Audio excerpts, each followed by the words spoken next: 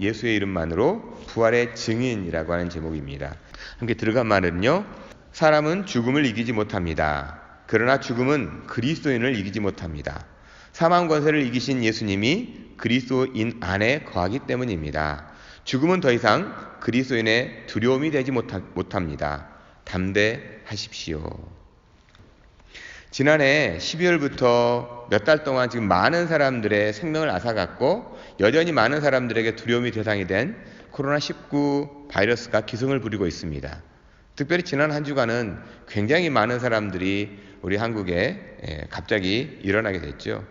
또 우리가 살고 있는 캐나다도 벌써 10명 내외의 환자가 발생했다는 소식에 불안감이 있지만 한국은 잘 대처하고 있다는 소식에 가족분들이 있는 분들은 좀 그래도 안심했었는데 지난 한 주간 동안에 참 많이 이렇게 마음이 어렵고 혹시나 우리 가족 중에 좀 이렇게 병이 걸리지 않을까 좀 걱정하는 마음도 있습니다.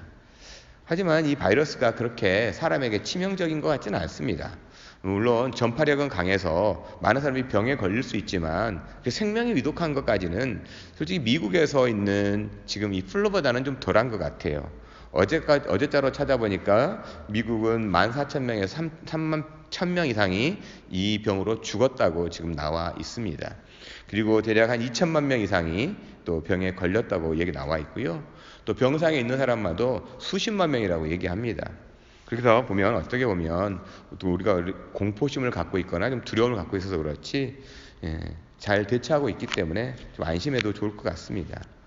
이처럼 인간이 아무리 우주를 탐사하고 작은 미립자의 영역을 발견해내고 구글의 알파고라든가 아마존의 알렉사 그리고 애플사의 시리 같은 인공지능의 그 기술이 발전한다고 해도 바이러스에 의해서 눈에 보이지 않는 바이러스에 의해서 쓰러지고 있는 인간의 한계를 인정하게 됩니다.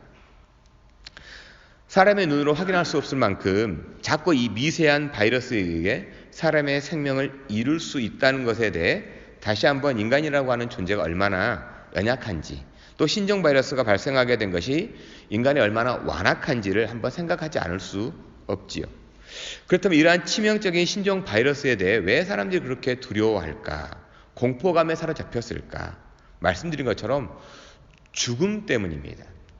특히나 나만 죽는 것이 아니라 옆에 있는 사람까지도 쉽게 감염을 시키고 생명을 위독하게 할 수 있기 때문이라는 거죠. 현재 인간의 수명이 100살 시대를 맞이했다.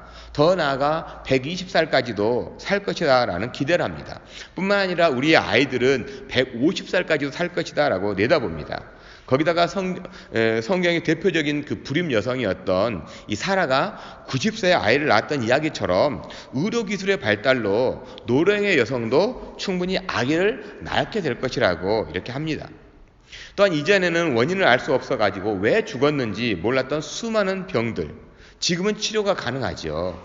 심지어 아이고 다 살았다라고 했던 에이즈도 거의 완치에 가까운 이 놀라운 의료기술을 갖게 되었습니다. 그런데 말입니다. 그럼에도 불구하고 아직까지 죽음은 인간이 정복하지 못한 영역입니다. 미래학자인 이 레이 커즈와일 같은 분은 2045년에 특이점이 오게 되면 이 문제도 해결될 것이라고 이야기를 합니다. 하지만 죽음에 대한 연장일 뿐이지 근본적인 죽음의 문제는 해결하지 못합니다. 그렇기 때문에 사람이 죽을 확률은 몇 %일까요? 여러분 사람이 죽을 확률은 100%죠. 맞습니다. 100%예요. 저와 여러분은 반드시 죽습니다. 그래서요. 사람은 아직까지 이 죽음에 대해서 풀지 못한 두 가지 숙제가 남아 있습니다. 먼저는요. 사람의 죽음 이후에 대한 문제예요. 이 죽음 이후에 대해서는 알지 못한다는 거예요. 그러니까 죽었다가 다시 살아나서 사람의 죽음 이유는 이렇다라고 알려줄 수 있는 사람이 없습니다. 물론 어떤 분들은 천국을 보고 왔다, 지옥을 보고 왔다고 하시는 분들이 있지만 다 믿을 수가 없습니다. 왜냐하면 이분들의 경험이 다 달라요. 지극히 주관적이기 때문에 그렇습니다. 또 하나의 문제는요. 삶의 진정한 본질, 이 인생의 본질에 대해서 무엇인지 모른다는 사실입니다. 그런데 이 두 문제, 죽음과 죽음 이후의 문제, 그리고 인생의 본질에 대해 예수님께서는 해결해 주셨다라는 거죠. 그것을 분명하게 그림처럼 보여주는 장면이 지난 시간에 보았던 빈 무덤입니다. 무덤 안에 있던 천사의 말처럼 십자가에 죽은 나사렛 예수가, 확실하게 죽은 그 예수가 성경의 말씀대로 다시 살아났다라는 거죠. 물론 구약 성경인 열왕기에 보면 엘리야 선지자나 엘리사 선지자가 죽은 사람을 살리는 대목이 있습니다. 또 예수님께서는 죽었던 야이로의 딸을 살리셨고, 또 장례를 치르고 있던 그 나인성의 과부의 아들도 살려주셨습니다. 더 나아가 무덤에 둔 지 3일이 지나가지고 썩은 냄새가 나는 이 나사로도 살려주셨죠. 하지만 이 사람들이 다시 살아났다고 부활한 것은 아닙니다. 왜냐하면 이들이 다시 죽었기 때문입니다. 단지 2번 죽은 사람들일 뿐이죠. 죽음에서 살아나서 영원히 사는 존재가 아닙니다. 부활은 죽음에서 살아나가지고 영원히 사는 것을 부활이라고 말합니다. 그래서 부활하신 예수님은 영원히 살아계시는 유일한 존재이죠. 그렇기 때문에 예수님은 죽음에서 다시 살아나셔서 사람의 죽음 이후에 무엇이 있는지, 그리고 사람의 본질이 무엇인지에 대해서 완전히 해결해 주신 겁니다. 그러면 죽음의 문제를 해결해 주신 것은 알겠는데, 그러면 사람의 본질은 무엇이라고, 이것을 어떻게 해결해 주셨다는 걸까요? 사람의 본질을 어떻게 이 문제를 해결해 주셨다는 걸까요? 인간에게서 가장 중요한 에센스, 인간의 본질을 성경은 이렇게 얘기합니다. 창조주와의 관계이다. 인간의 본질은 창조주와의 관계이다. 즉 하나님과 인간 간의 관계가 인간의 본질이라는 겁니다. 그런데 죄로 인해서 인간의 본질인 하나님과의 관계가 파괴되고 단절이 됐죠. 이 문제를 예수님은 십자가에서 죄의 문제, 즉 하나님과의 관계를 해결하시고 부활하심으로 죽음의 문제를 해결하는 유일한 길을 몸소 보여주시고 또 알려주신 겁니다. 이것이 메시아이신 예수님의 십자가의 죽음과 빈 무덤인 부활의 핵심 메시지입니다. 이 이야기가 바로 지난 시간인 마가복음 16장 8절까지의 말씀의 내용이죠. 그리고 오늘 말씀은 많은 성경학자들이 동의하는 것처럼 추가된 내용입니다. 그렇다고 이 부분이 한참 후에 추가된 것이 아니라요, 저자인 마가가 기록하고 난 후에 얼마 되지 않아 가지고 추가가 되었습니다. 성경을 공격하는 분들은 이것이 상당히 나중에 어떤 사람들이 그냥 추가해 놓은 것 같다라고 말합니다. 하지만 성경학자들은 대략 한 AD 150년경부터 이 내용을 인용하고 있는 것들을 말하고 있고, 초대교회 교부들의 이 성경 인용이 바로 이 부분도 인용되는 걸 보면서 또 그렇게 얼마 되지 않아서 추가가 되었다라고 말합니다. 그래서 성경의 어떤 각주란에 보면 어떤 사본에는 9절부터 20절까지가 없음이라고 기술된 것을 여러분 찾아볼 수가 있을 겁니다. 실질적으로 어떤 성경에는 이 부분을 빼는 성경도 있습니다. 하지만 이 부분이 다른 복음서에서도 동일하게 뒷받침되고 있는 부분이고, 초대교회 안에서도 이 마가복음 안에 기록되었기 때문에 굳이 뺄 필요는 없습니다. 또한 이 부분이 있기 때문에 예수님의 부활에 대해 더욱 공고히 뒷받침이 되고요, 또한 우리가 그 예수님의 어떤 사역이 있음을 알 수가 있게 됩니다. 지난 시간에도 말씀드린 것처럼 예수의 부활에 대해 여전히 사람의 경험과 지혜, 지식으로는 풀 수 없는 신비의 영역입니다. 그래서 지금까지 역사 속에서 이 부분을 사람이 이해하는 영역으로 끌어내려가지고 해석하려고 했던 시도가 적지 않게 많습니다. 지금도 이런 시도가 있어요. 예수님이 부활했다라고 하는 걸 갖다가 계속해서 공격해야 됩니다. 예수님이 정말 그렇게 인간의 모습을 가지고 있었냐라고 계속해서 많은 사람들이 도전을 합니다. 그러면서 이렇게 해석을 하고 있지요. 이러한 시도에 따라서 예수님의 시신을 제자들이 훔쳐가 놓고 부활했다고 하는 소문을 냈다고 하는 설이 있습니다. 그래서 보면요, 예수의 부활에 대한 가설들이 있어요. 먼저가 바로 시체 도적설입니다. 아주 그럴듯하게 이야기를 합니다. 하지만 분명하게 성경뿐만 아니라 고고학자들의 기록은 예수님께서 잡히실 때 제자들이 뿔뿔이 흩어져 버렸다. 잘 아시는 것처럼 베드로마저 예수님을 향해 욕을 합니다. 또한 엠마오로 도망가기에 바빴습니다. 제자들이요. 그런 제자들이 용기를 내가지고 로마 병사들이 지키고 있는 무덤에 가서 돌문을 옮기고 예수님의 시체를 훔쳤다고 하는 것은 정말이지 상상 이상이지요. 혹여 시체를 훔쳤다면요. 로마 병사들은 분명히 빌라도에게 보고를 했겠지요. 또한 당시 유대 공회원들에게도 이야기가 알려졌겠죠. 예수님의 시체가 도둑질을 맞았다. 기록 문화가 발달한 로마에서 그에 따른 기록이 남아있지 않다라는 거예요. 시체가 도둑질 당했다라는 기록이 없어요. 또 유대 공회원들이 그 72명의 유대원 공회원들이 있잖아요. 72명의 그 공회원들이 분명히 말을 했겠죠. 예수님이 부활했다고 했을 때 야 니네들 도둑질했잖아 라고 분명히 얘기를 했겠죠. 하지만 그에 따른 기록이 전혀 남아있지가 않다라는 거예요. 하지만 예수님의 시체가 도둑질되었다는 기록이 없다는 거죠. 또 하나의 가설이 있습니다. 또 하나의 가설은 예수의 기절설입니다. 다빈치 코드라고 하는 책 같은 데 보면 예수의 기절설을 갖다가 이렇게 얘기하죠. 예수님이 기절했다가 살아나가지고 막달라 마리아 결혼해가지고 애를 낳아가지고 그 애가 쭉쭉쭉 내려온 계보를 따라가 초족해 나간다 하고 하는 이런 소설 같은 내용도 있습니다. 예수님께서 십자가에 죽으신 것이 아니라 기절했다라는 거죠. 이것도 그럴듯하게 들리거든요. 하지만 예수님의 시신을 검사했던 백부장은 지금으로 치면 사망 전문가예요. 이를 확인하기 위해서 이미 옆구리에 창을 찔렀습니다. 거기 확인까지 했습니다. 거기다가 겨우겨우 십자가를 지고 간 예수님께서 기절한 후에, 십자가에 기절한 후에 몇 사람이 달려들어야 겨우 문을 열 수 있는 돌문을 열고 나왔다.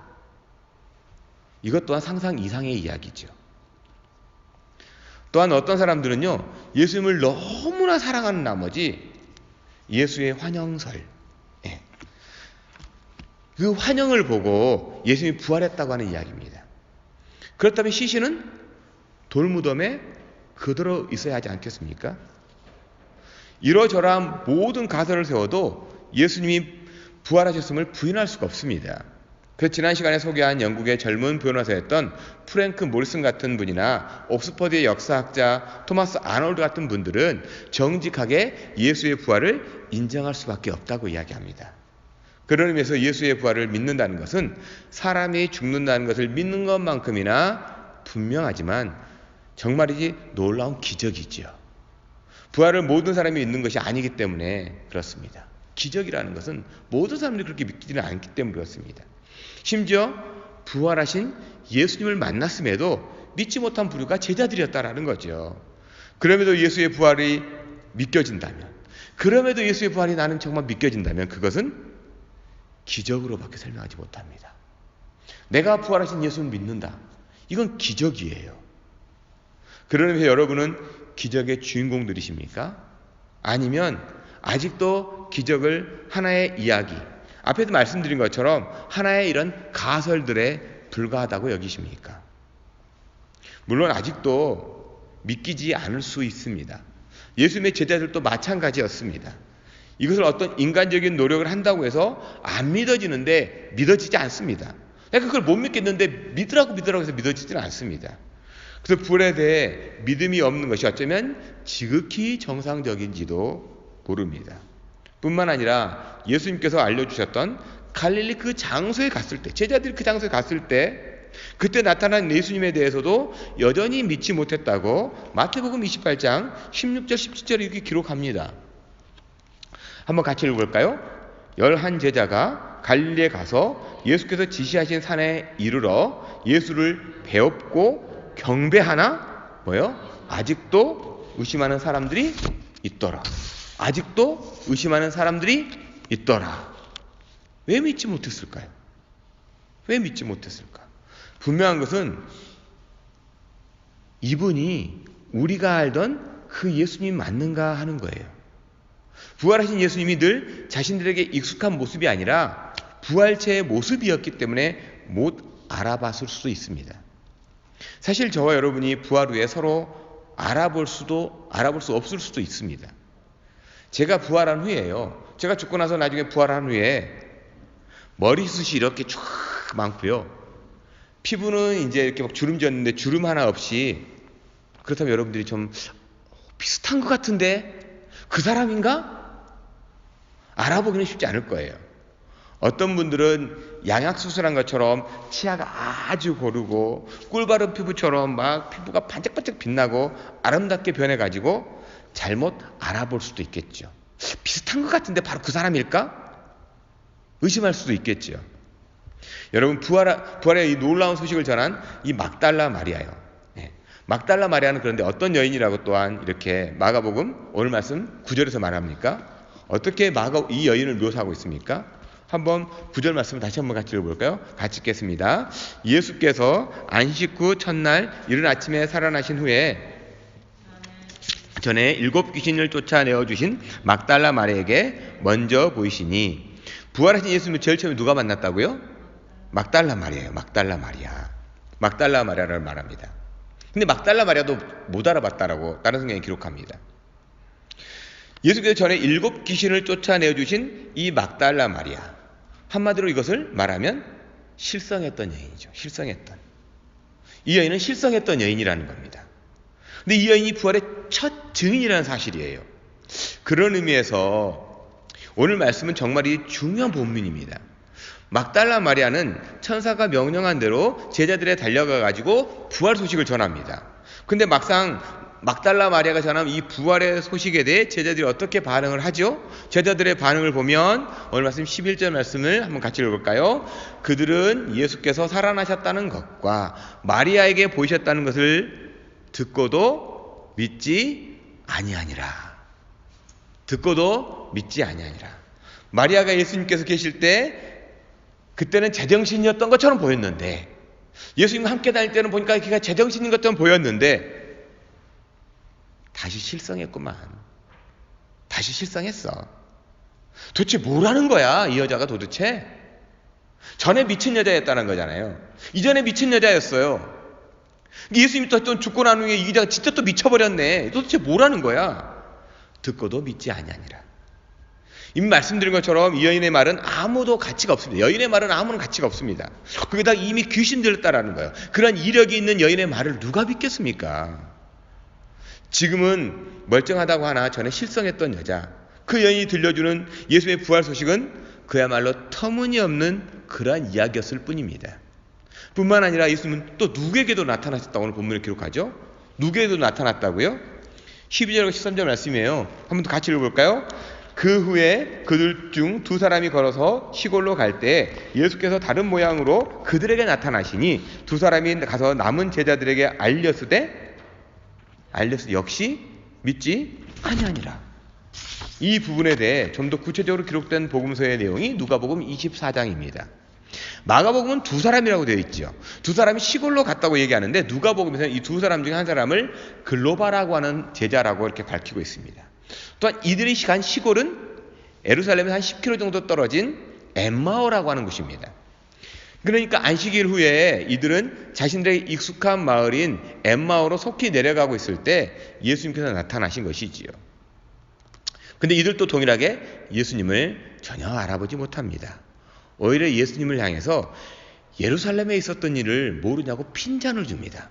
그때 예수님께서 이 2 제자들에게 성경의 말씀을 풀어주시고 메시아에 대한 모든 성경을 자세하게 알려주십니다. 그럼에도 이들은 부활하신 예수님을 인식하지 못합니다. 일명 좋은 말 들었을 뿐이에요. 참 좋은 말 들었습니다. 자신들이 그렇게 바라던 이스라엘을 구원할 자라고 여겼던 예수님께서 곁에서 말씀을 가르쳐 주었지만 깨닫지도 인식하지도 못했다는 거죠. 하지만 이들이 마치 성만찬의 현장처럼 떡을 떼며 나누어 줬을 때 이들이 예수님을 알아보았다라고 말합니다. 오늘 말씀에서도 예수님의 핵심 제자들이라고 할 수 있는 11명은 막달라 마리아가 부활하신 예수님을 만났다고 전해 주어도, 또한 엠마오로 가던 2 제자를 만나 주셨던 그 예수님, 내가 정말 예수님 만났다고 예루살렘에 돌아와 가지고 제자들에게 이야기했음에도 불구하고 여전히 믿지 못했다라고 말합니다. 왜 믿지 못했을까? 왜 이들은 믿지 못했을까? 그 예수님의 핵심 제자들은 왜 믿지 못했을까? 성경은요, 예수의 제자임에도 이들이 부활하신 예수님을 믿지 못한 것에 대해 분명하게 밝혀줍니다. 오늘 말씀을 통해서 왜 예수님의 부활을 믿지 못했는지 함께 살펴보기 원합니다. 비록 오랜 동안 신앙생활을 하고 있음에도 불구하고 성경에 그렇게 쓰였기 때문에 예수님이 부활했다라고 생각하는 거지, 내가 직접 부활하신 예수님을 만나지 못하신 분들이 계십니까? 성경이 그냥 그렇게 쓰여졌다니까. 오랫동안 그냥 그렇게 막 들었기 때문에 마치 브레인워시 된 것처럼 세뇌돼가지고 예수님 부활하셨어. 근데 나하고는 만남이 없어. 그런 분들이 계십니까? 부활하신 예수님은요, 분명히 내 곁에 계시는데 왜 보지 못하고 만나지 못하는지 성경을 통해서 좀 알아보기 원합니다. 또한 부활하신 예수님을 만나셨습니까? 그렇다면 부활하신 예수님을 만난 사람의 삶, 즉 신앙생활의 중요한 포인트가 무엇인지 오늘 말씀으로 함께 살펴보기 원합니다. 먼저 제자들임에도 이처럼 교회에 그렇게 오랫동안 출석했음에도 왜 예수님의 부활을 믿지 못한 걸까요? 첫 번째는요, 인간의 완악함은 부활 신앙을 가로막습니다. 완악함이요. 완악함. 우리 14절 말씀을 한번 같이 읽어볼까요? 14절 말씀 같이 읽겠습니다. 그 후에 11 제자가 음식을 먹을 때에 예수께서 그들에게 나타나사 그들의 믿음 없는 것과 마음이 완악한 것을 꾸짖으시니 이는 자기가 살아난 것을 본 자들의 말을 믿지 아니함이로라. 오늘 말씀 9절부터 14절까지 반복적으로 등장하는 단어가 있습니다. 바로 11절에 보면 듣고도 믿지 아니하니라. 13절에 역시 믿지 아니하니라. 14절에 말을 믿지 아니하니라. 그러니까 막달라 마리아가 부활하신 예수님을 만났다고 해도, 또한 두 제자가 만난 예수님의 이야기를 해도 믿지 않았다는 거예요. 왜 예수님의 제자들은 믿지 못했다고 예수님께서 정확하게 진단해 주시죠? 믿음 없는 것과 마음이 완악한 것. 부활하신 예수님은요, 제자들을 향해 요즘 말로 팩폭하죠. 팩트 폭격을 합니다. 먼저는 믿음이 없다는 거죠. 어떤 믿음일까요? 메시아에 대한 믿음으로요, 구약에 이미 십자가에서 죽음과 부활에 대한 말씀이 있습니다. 그것을 믿지 못하는 거예요. 너네들이 맨날 옆을 끼고 다니고 회당 가갖고 늘 들었던 말, 그 말을 믿지 못하잖아. 회당 가갖고 앉아있으면서, 이런 말하면 교회에서 앉아있으면서 예수님 부활하셨다라고 그렇게 얘기를 했음에도 불구하고 믿지 못하고 있는 거예요. 또한 예수님께서 순환 예고를 해주시면서 최소한 3번이나 십자가의 죽으심과 부활에 대해서 말씀해 주셨습니다. 여전히 믿지 않았다라는 거예요. 왜 이처럼 신앙이 좋다고 생각할 수 있는 제자들임에도 불구하고 성경과 예수의 말씀을 믿지 않았던 걸까요? 왜요? 자기 중심적 신앙이기 때문에 그렇습니다. 자기 중심적 신앙. 그러니까 성경은 그렇게 쓰여 있지만 내가 살아온 경험으로 봤을 때 절대로 그런 일은 일어날 수가 없다는 거죠. 내가 공부할 만큼 한 사람인데, 내가 얼마나 많은 책을 읽었는데 실제로 세상에서 절대로 일어나지 않는 이 상식이라는 선이 있어. 선. 그 상식을 넘어 어떻게 죽은 사람이 살아나냐고. 예수님도 살아있을 때나 예수님이지, 십자가에서 죽고 장사가 됐는데 부활했다는 것이 말이 돼? 이 모든 것이요, 자기 중심적 확신의 바탕을 둔 믿음입니다. 이 믿음으로 부활 예수는 절대로 있을 수가 없다고 이야기합니다. 그런데 막달라 마리아가 이런 말을 했을 때 분명 성경에는 없지만 저 여자 또 실성했구만, 제자들이 그렇게 생각했을 수도 있죠. 제자 또 미쳤어.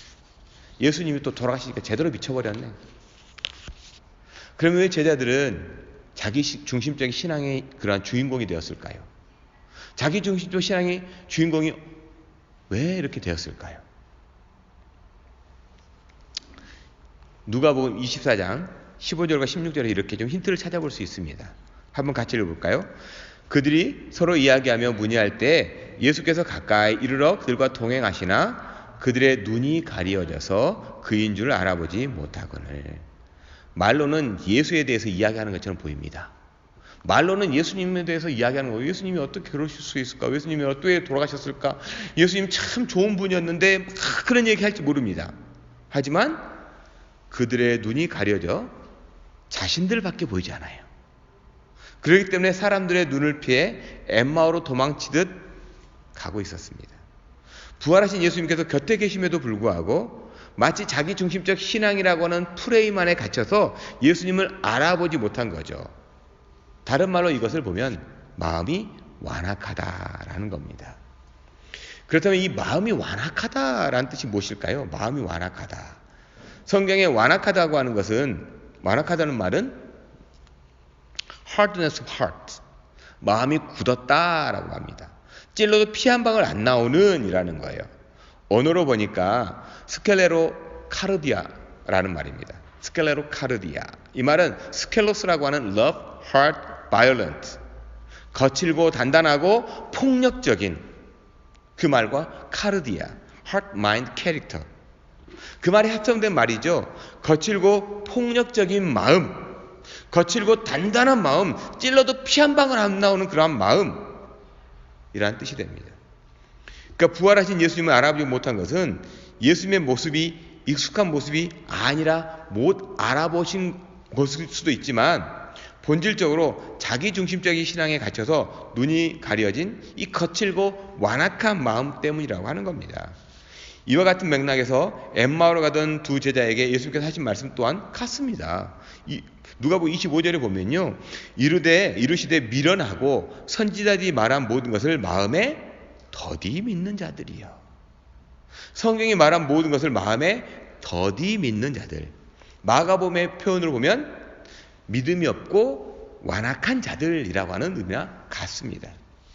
이 말씀에 따라 신앙생활을 한다고 하지만 왜 부활하신 예수님과 생생한 만남이 우리에겐 낯선 이야기처럼 들려질까요? 자기 중심의 신앙으로 눈이 가려진 믿음 없음과 믿음 없음을 절대로 인정하지 못하는 완악함입니다. 내가 살아온 날이 얼마인데 라고 말하면서 자신의 경험으로, 그 경험 안으로 신앙을 가지고 들어오는 거죠. 사실 여러분들이 살아온 날이 길까요? 하나님의 시간이 더 길까요? 그러면 내가 경험한 것이 객관적일까요? 하나님이 객관적일까요? 그럼에도 절대로 사람은 인정하지 않으려고 하는 부분들이 많습니다. 물론 저도 마찬가지이죠. 굳어버린 마음에 아무리 부활하신 예수님이 찾아오셔도 알아보지 못합니다. 아니, 만나고 싶지 않는지도 모르지요. 이미 굳어버린 마음을 어떻게 그러면 할 수가 있을까요? 어떻게 우리는 그 이미 굳어버린 마음을 변화시킬 수가 있을까? 어떻게 하면 이 부드러운 마음으로 부활하신 예수님을 만나고 믿음에 따르는 신앙생활이 가능할까? 예수님은 이미 마가복음 4장에서 4가지 밭의 비유를 통해 알려주셨습니다. 어떤 종류의 밭이 있다고 말합니까? 인생에는 4가지 종류의 밭이 있다. 먼저 길가 위의 밭, 두 번째 돌짝밭, 세 번째 가시떨기 밭, 네 번째 좋은 밭이 있다. 사람의 마음은 바로 이러한 4종류의 밭이 있다라고 말합니다. 이 중에 길가 위의 밭은 믿음이 전혀 싹을 틔울 수 없이 단단한 밭입니다. 또한 돌밭은 잠깐 믿음의 뿌리가 내리는 것 같아도 심령의 단단함으로, 심령의 완악함으로 마음이 금세 시들어버리는 그런 마음의 밭입니다. 그러니까 굳은 마음의 밭에서 믿음이 성장하지 않습니다. 오히려 성경의 표현대로 사단 마귀의 밥이 될 뿐이에요. 그 믿음은 사단 마귀가 훔쳐갑니다. 그냥 집어가 버립니다. 그렇다면 이처럼 굳은 마음, 자기 중심의 신앙이 어떻게 하면 좋은 밭으로 변화될 수가 있냐라는 거죠. 사람에게 능력이 있는 것이 아니라 성령께서 마음을 기경하지 않으면 내 마음이라도 내가 감당할 수가 없습니다. 기경한다는 말이 무슨 뜻이죠? 기경한다는 말? 시골에서 살아보신 분들은 아실 텐데요. 겨울에 끝자락이 되면 이제 조금 있으면 겨울이 끝이잖아요. 땅이 어느 정도 녹을 무렵에 소에 쟁기를 걸고 논이나 밭을 갈아엎습니다. 이렇게 사진처럼요. 즉 땅을 부드럽게 하고 땅 속으로 공기가 들어가서 숨을 쉬게 하기 위해 이렇게 기경을 하는 거죠. 갈아엎어버립니다. 이처럼 기나긴 겨울처럼 차갑게 얼어버린 사람의 마음 또한 갈아엎고 쉼을 쉬도록 하는 분이 성령 하나님입니다. 그러니까 성령께서 사람의 마음을 기경하게 되면 주변이 보이는 것이 아니라 먼저 내가 얼마나 자기 중심적인 존재인지, 내 마음이 얼마나 동토인지에 대한 인식, 즉 회개하는 심령을 갖게 됩니다. 그래서 진짜 회개하는 사람 치고 마음이 부드럽지 않는 사람이 없어요. 그것은 자기 중심적인 삶에서 하나님 중심적으로 삶이 변하기 때문에 그렇습니다. 그런 의미에서 자기중심적인 마음에서 믿음은 뿌리를 내리지 못하고요. 뿌리를 내린다고 할지라도 자기중심적인 마음에서 쏟아낸 그 독성으로 말미암아서 오히려 믿음의 성장을 가로막습니다. 그렇다면 이런 자기중심적이고 완악함에서 어떻게 성도는 부드러운 심령이 가능할까? 어떻게 하면 조급하고 불안하고 기다릴 줄 모르는 삶의 패턴이 오히려 너그러워지고 그럴 수도 있지 라는 마음으로 이해와 기다림의 폭이 조금 넓어지는 방향으로 성령께서 역사하는 그 마음의 밭으로 변할 수가 있을까요? 예수님께서는요, 제자들에게 공생의 기간 동안 내내 당신 스스로 본을 보여주신 하나가 있습니다. 그것이 바로 기도입니다. 예수님께서 알려주신 것은 기도입니다. 변할 수 있는 유일한 방법이 기도라는 거예요. 예수님께서 그걸 보여주셨잖아요. 성도가 자기중심성에서 벗어나고 완악한 심령이 부드러워지는 유일한 액션이 기도예요. 그런 의미에서 마가복음뿐 아니라 다른 모든 복음서에서 예수님께서 붙잡히시기 전부터 부활하신 후까지 제자들에게서 기도했다라는 흔적을 발견할 수가 없어요. 예수님께서 잡히기 전 겟셋마네 동산에서 기도의 본을 가르치고 당부하셨지만 십자가에서 죽으셔야 함을 알려주셨지만 예수님께서 붙들리자마자 각자도생, 인생 출구전략을 짜느라 바빴죠. 기도한 제자들이 없습니다. 아무리 제자라고 해도요, 믿음 없고 완악한 마음이 되는 것은 어느 날 갑자기 되는 것이 아니라 기도하지 않으면 누구나 피할 수 없습니다.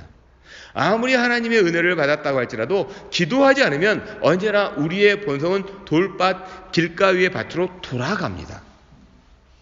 그렇기 때문에 우리는 매일 매순간 믿음 없음을 불쌍히 여겨주시라고, 믿음 없음을 불쌍히 여달라고 기도하지 않을 수 없습니다.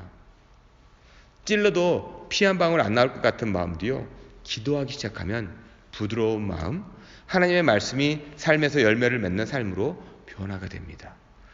그래서 심령의 변화가 얼굴의 말끝에 드러납니다. 그래서 이전에 차갑고 단단한 마음이 얼굴에 드러나고 말끝에 날카로웠다면 부드러운 얼굴과 서로를 살리는 말로 변화가 됩니다. 그리고 이 변화가 바로 하나님의 나라예요. 부드러운 얼굴로요, 부드러운 말끝으로요, 이 변화의 곳이 바로 하나님의 나라라는 겁니다. 따뜻한 얼굴과 사람을 존중하는 말이 가득 넘치는 여러분의 가정, 그리고 우리 링크 공동체가 되기를 저는 소망합니다. 그러게 기도해야겠지요. 한 주간도 매 순간의 기도로요, 마음의 완악함이 깨지고 부드러운 심령, 성령이 역사하고 열매 맺는 심령으로 자라가기를 저는 축원합니다. 여러분, 기도하심으로 말미암아서요, 완악한 마음이, 지혜 없음이, 단단한 심령이 부드러워지고 날카로웠던 얼굴이, 날카로웠던 말투가 부드러워지고 서로를 살리는 말로 변화되는 그러한 여러분들이요, 우리 공동체가 됐으면 좋겠습니다. 기도함으로 말미암아서, 그 기도 속에서 성령의 역사함으로 말미암아서, 성령이 내 마음을 기경해 줌으로 말미암아서 부드러운 심령이 되기를 간절히 소망합니다. 또한 두 번째는요, 그래서 부활신앙의 표현이 있습니다.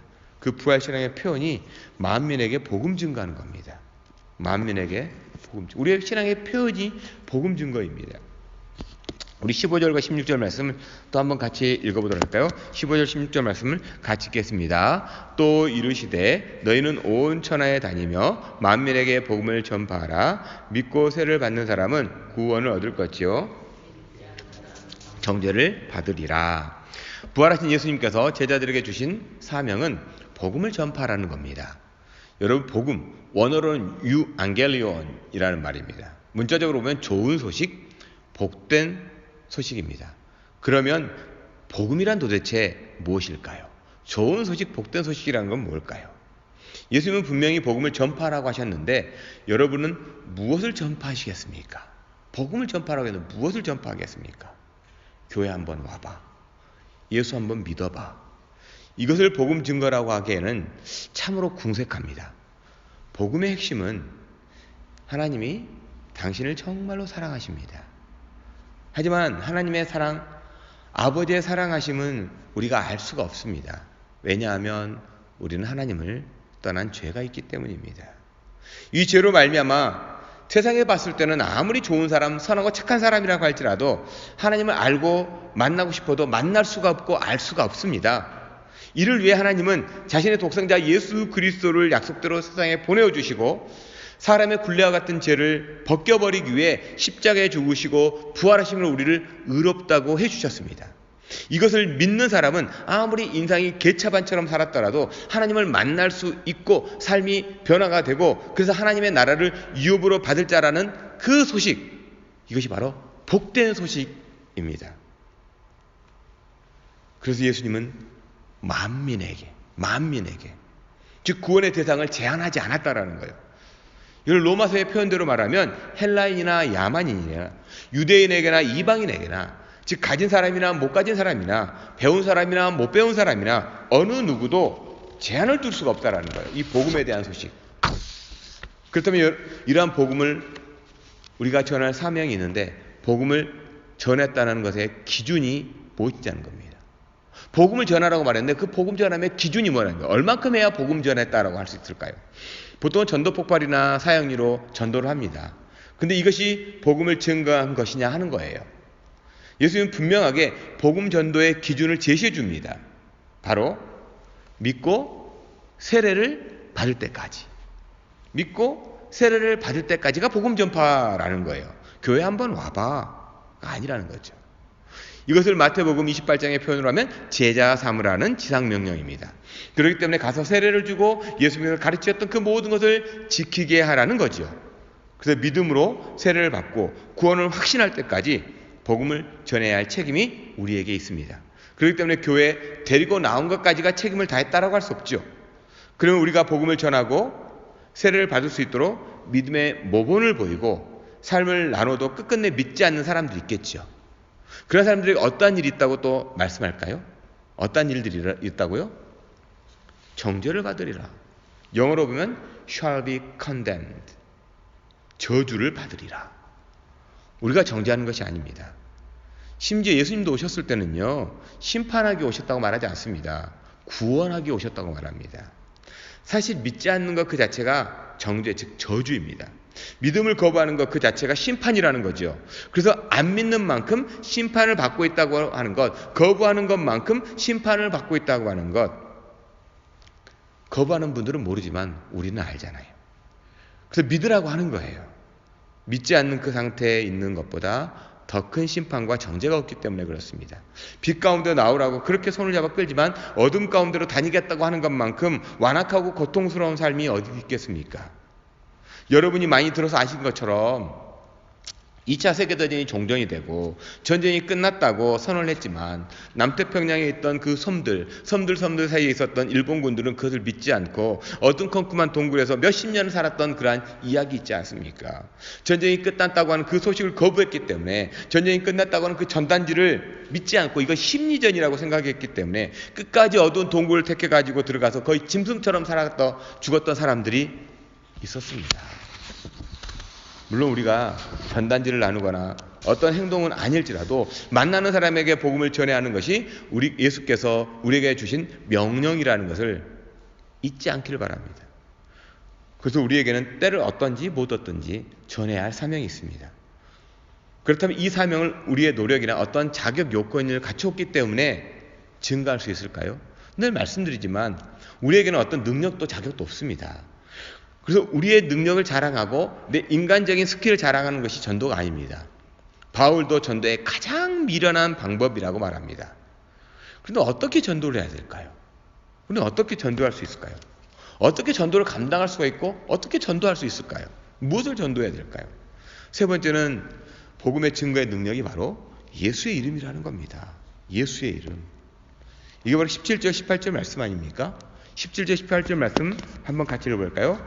믿는 자들에게는 이런 표적이 따르리니 곧 그들이 내 이름으로 귀신을 쫓아내며 새 방언을 말하며 뱀을 집어 올리며 무슨 독을 마실지라도 해를 받지 아니하며 병든 사람에게 손을 얹은즉 나으리라 하시더라. 이 말씀은 믿음의 능력에 대한 말씀입니다. 이 말씀의 핵심이 내 이름으로, 즉 예수의 이름으로입니다. 예수의 이름으로라는 의미가 뭘까요? 그러면 예수의 이름으로라는 의미가 뭐죠? 십자가를 들고 마늘을 들고 예수의 이름으로 드라큘라나 귀신을 쫓을 때 하라고 하는 의미일까요? 아닙니다. 예수의 이름으로는 예수님께서 함께 하실 때, 임마누엘, 믿음 되시는 예수님과 동행한다라는 겁니다. 그래서 예수님께서 성도가 복음을 증거하는 현장에서 귀신을 쫓아내고 병든 자를 치유하고 새 방언을 말하게 하는 것, 이렇게 일어나는 건 역사가 예수님께서 하시는 역사예요. 단지 내가 사용되어지는 것뿐이죠. 그렇기 때문에 잘 아시는 것처럼 예수님께서 하늘로 올라가신 후에 제자들이 성령으로 세례를 받고 즉시로 어떤 일이 일어났다고 말합니까? 사도행전에 보면 제일 먼저 예루살렘에 몰려들었던 수많은 흩어졌던 유대인들 있죠. 로마 각처로 흩어졌던 사람들, 이방 나라로 흩어졌던 사람들, 그 유대인들이 오순절을 지키기 위해 몰려들었습니다. 그때 자신이 태어난 곳의 말, 즉 방언으로 복음을 듣는 기적이 일어납니다. 이것을 예수님은 새 방언을 말하며 라고 말합니다. 독특하지요. 베드로가 복음을 전했습니다. 선포했습니다. 그런데 베드로는 히브리 말로 했을 거예요. 그런데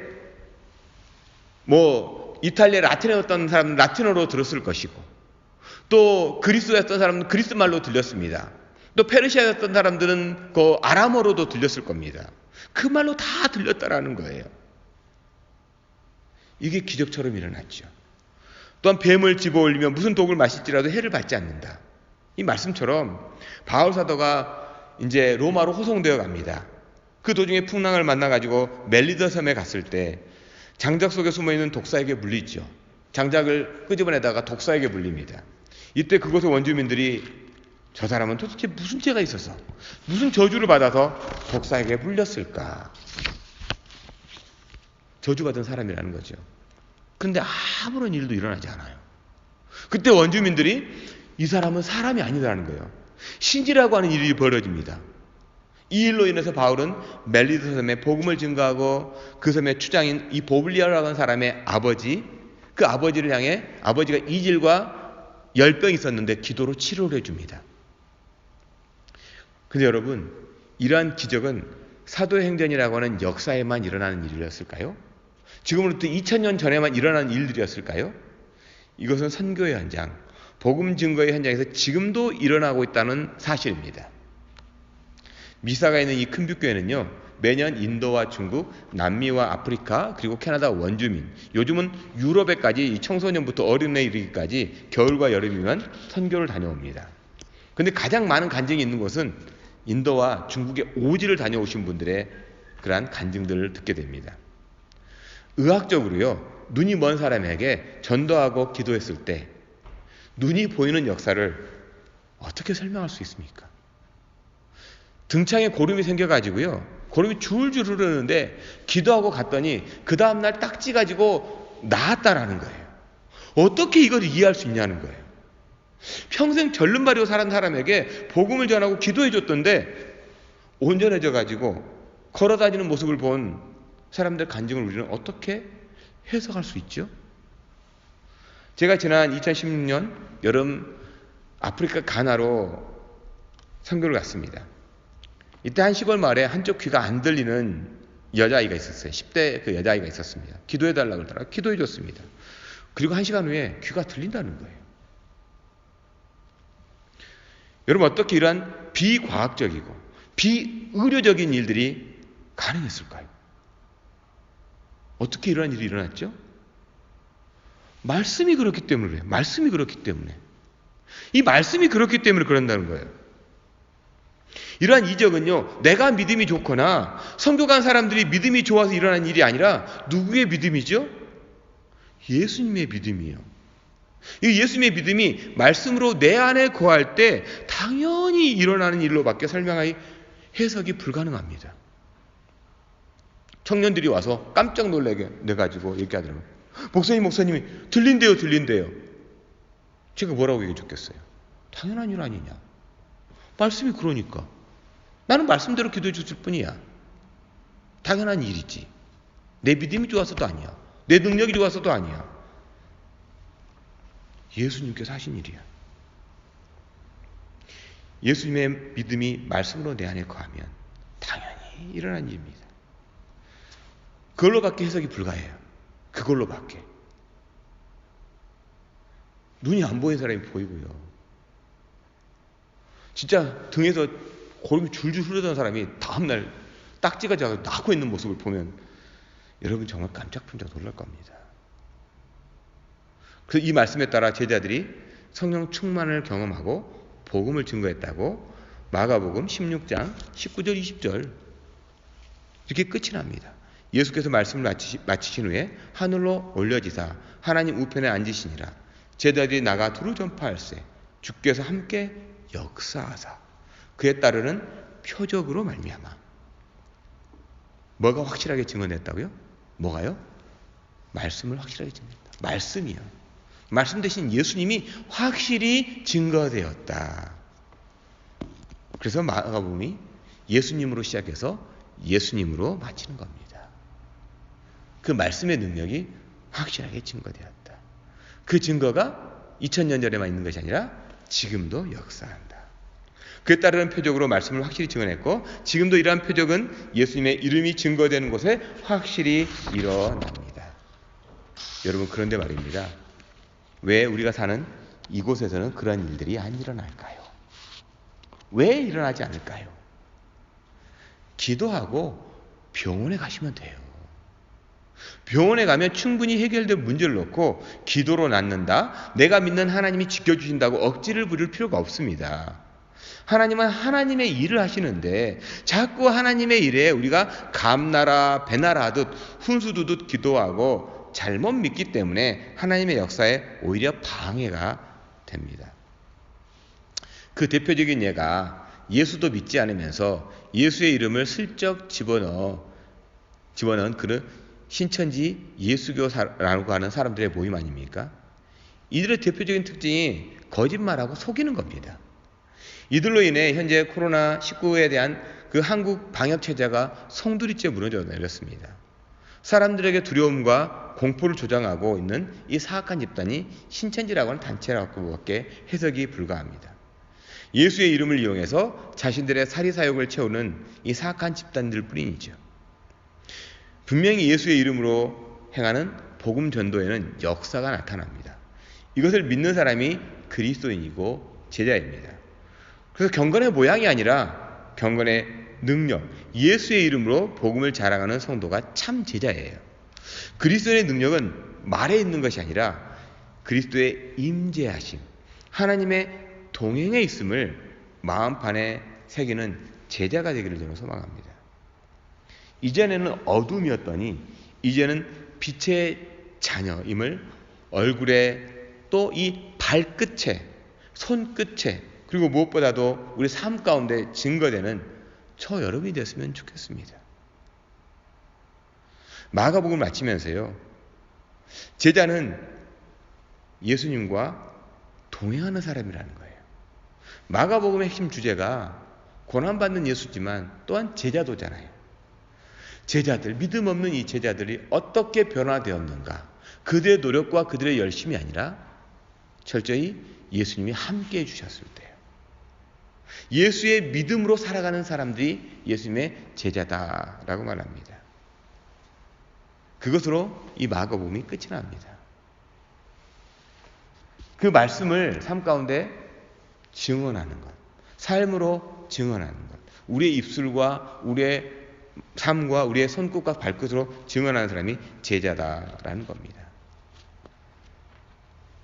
이 마가복음이 참 이렇게 우리가 개척하고 시작되고 나서 지금까지 계속되었는데 마가복음을 통해서 얼마나 여러분들이 예수님을 만나셨습니까?